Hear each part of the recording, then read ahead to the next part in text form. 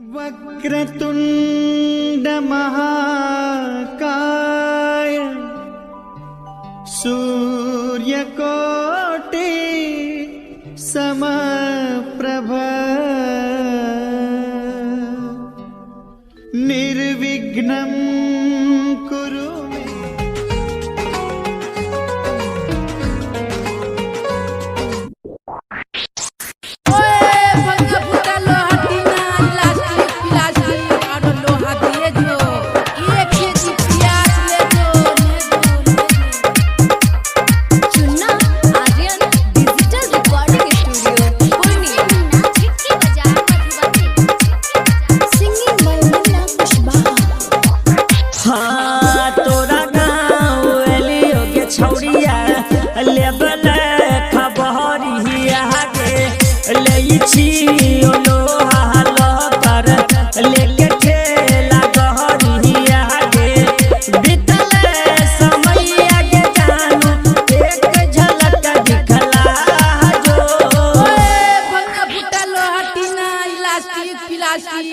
लोहा दे जो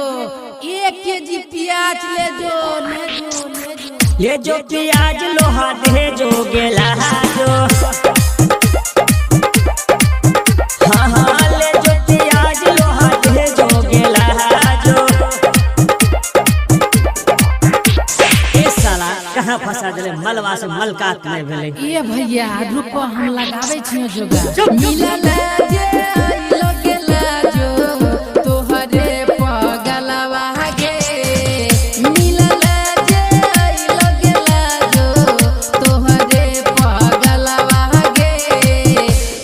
गली छियो बोले तोहरे महलवा गे कोने गली छियो बोले ए बाबू आप लगे छ भगवाने बेरा पार लगे तोरे सहरा से एलो हम काम धाम छोरी जानो से हमारा मिला दा भगवान पूरा याद होई जते हमारा सपनावा दोनों जना मिलिए के करब ध्यान हो भैया लागे छ मलवा ना तो आय अच्छा रुक लगावे छी फोन अरे फोनो ने उठावे छोरी हां चलब घर नहीं